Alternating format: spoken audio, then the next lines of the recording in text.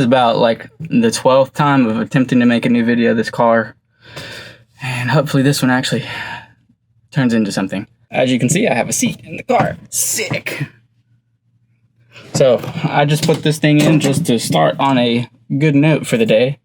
So a while back, I pulled the air to fuel ratio tuner thing that was like hacked into the factory ECU out.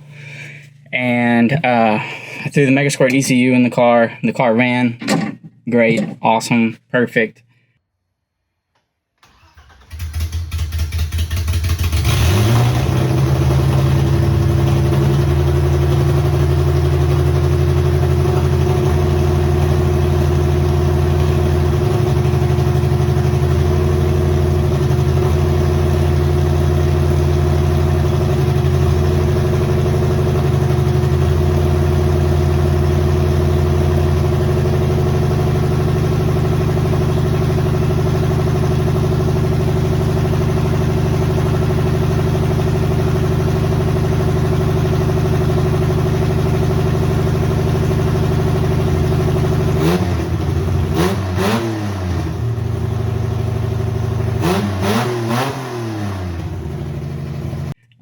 Which I hadn't run in a long time, so that was just a feat in itself.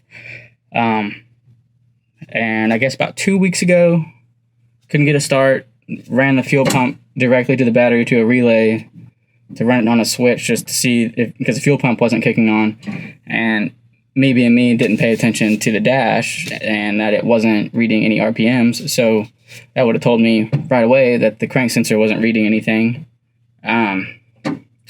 I've heard Megasquirt has a connection issue occasionally with losing crank sensor signal.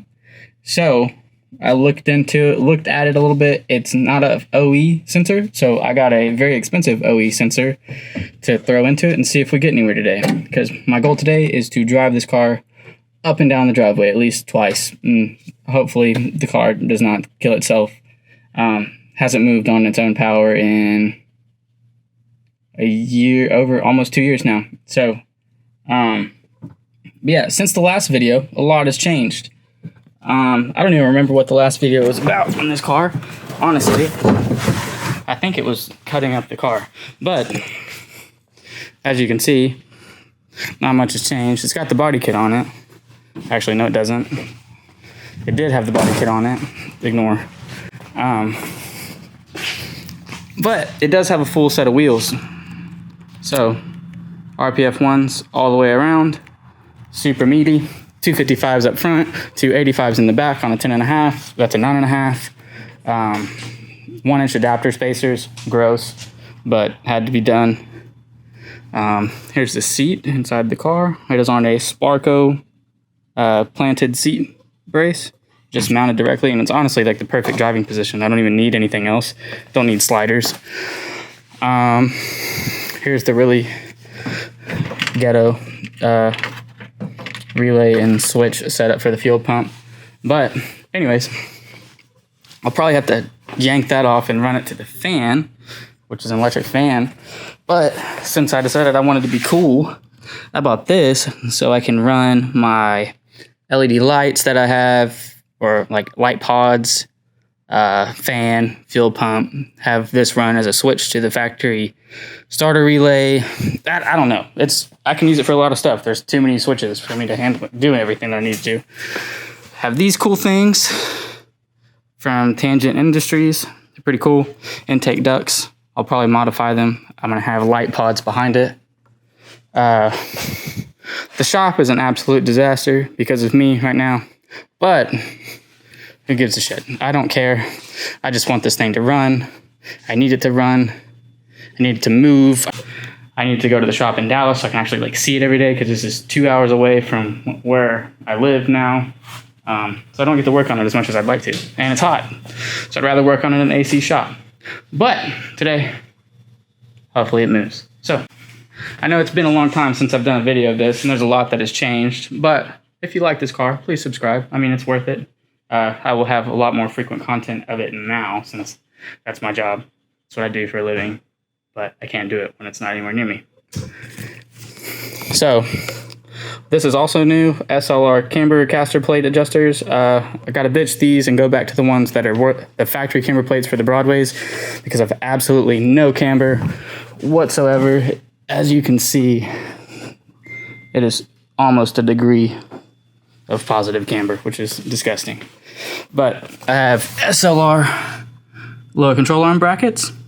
I will have to get SLR lower control arms made so I can have more camber, because I don't think a degree is going to cut it. I mean, you can see that's definitely positive camber, but I'd like to be at like 2.5, 3 in the front, 2, 3 in the back, just to even it out. But yeah, lots has changed, lots of stuff. I've been really bad about videoing this thing, so my Rev Limited forum is probably the best place to keep up with this thing if you haven't already found that. Some of y'all have. But yeah, today is a day of progress. I have time and the motivation to do this. So let's get some stuff done. First things first, OE crank sensor. Okay. So I didn't really film this because it's too dark for you to see anyways, but the new crank sensor is in here. The wiring, I don't know what sensor that, I don't know what sensor that is, but it is a lot longer than the OE sensor that I bought. So I just ran it on top of this coolant hose, the hard coolant line there, and ran it right where it needs to be. So since I have an electric fan, it's not really going to hurt anything, since the clutch fan's gone and won't cut anything up. Alright, so bear with me on the sound because it is open headers and it's a metal building, so. Alright, the moment of truth. Let's see. Nope, fucking got it. So honestly, in all reality, I have no idea what's going on. So I still have the factory ECU in, and I plugged the ECU back in just to see if it was getting any crank signal to read, and it's not even reading any rotations either. So it's either a wiring issue or something really, really stupid is wrong. Kind of at a loss here. No signal from the crank sensor. I checked out the wiring under the dash where the other crap had been spliced in, and none of the connections are broken. So unless there's something that is unpinned, I'm not really sure how anything would have been unpinned. I really haven't messed with any wiring. I mean, it's possible. I'm going to try to close the gap a little bit. Maybe the gap's too big. It's just confusing because the car ran as it is before just fine. Like, I can put a video in and it ran, it idled, it was cool, it revved. It just didn't have a radiator fan, so I didn't run it long. But yeah, I don't really know. The only other thing that I know I can do, at least to fall back on, is I have a untouched OE engine harness that I could throw in. But that's a lot of stuff that I don't want to do because I literally just need this car to go to Dallas instead of being here. But yeah, I'm gonna try to gap it better, see if I can, like, it says OE spec is 1 millimeter. I have no idea how close the gap is right now. I just tightened as tight as I could get it. So yeah, it's a very frustrating process we got going on here, and I've been really bad about like filming the frustrating moments and just making a video anyway, so that's what I'm trying to do. At least you'll have some sort of content. This car is a nightmare.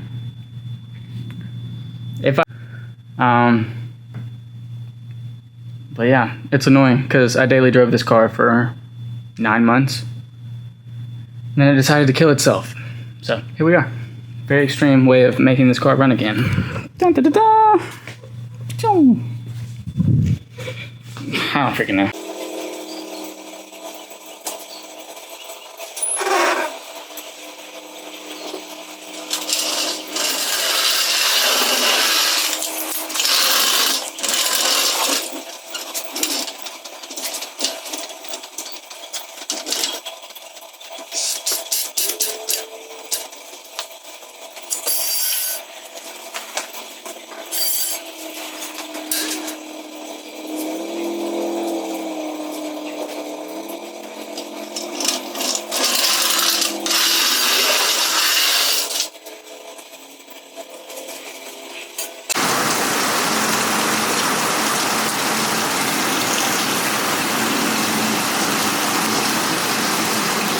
Alright.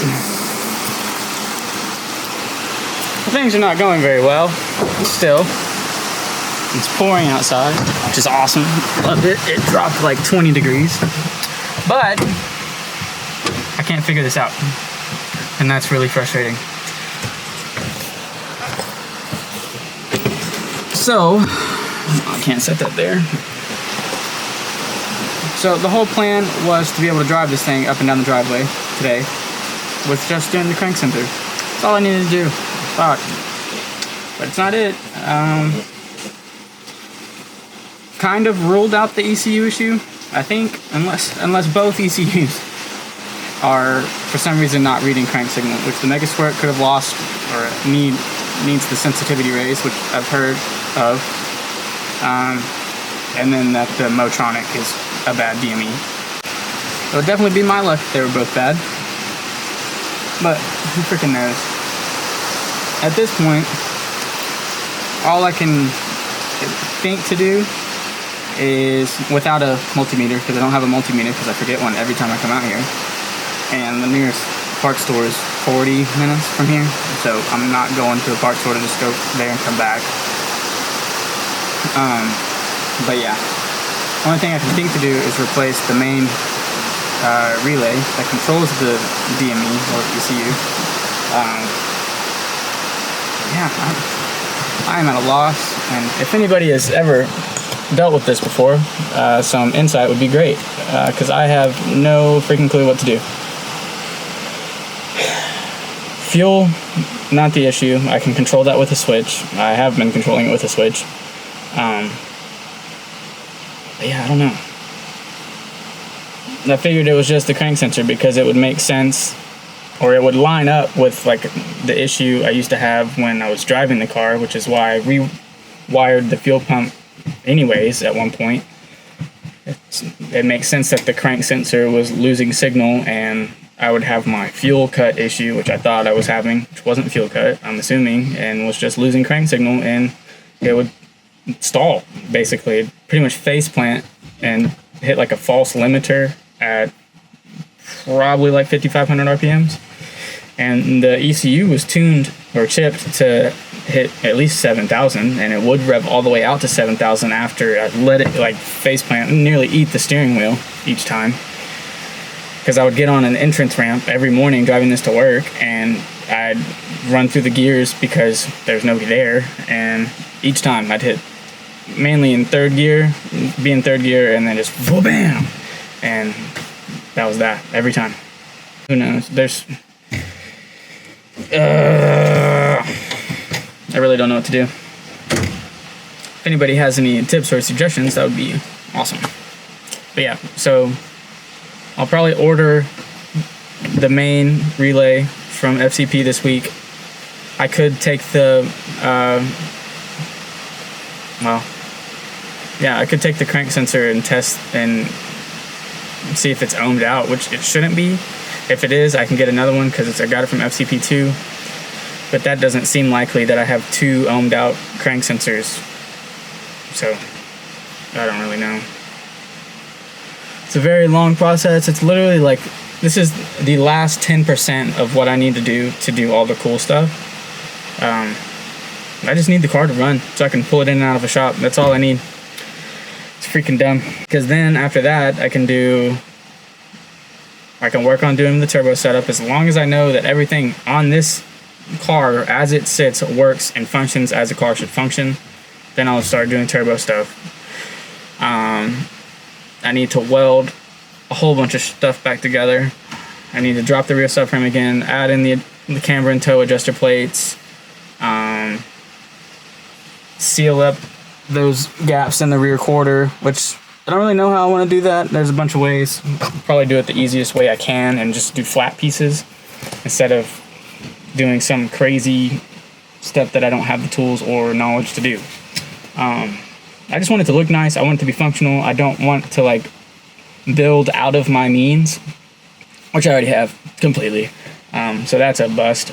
But I want to learn things. I want to learn how to do what I want to do on this car and do it, most of it myself. Cars. Love them. Love cars. This car is the best thing that's ever happened to me.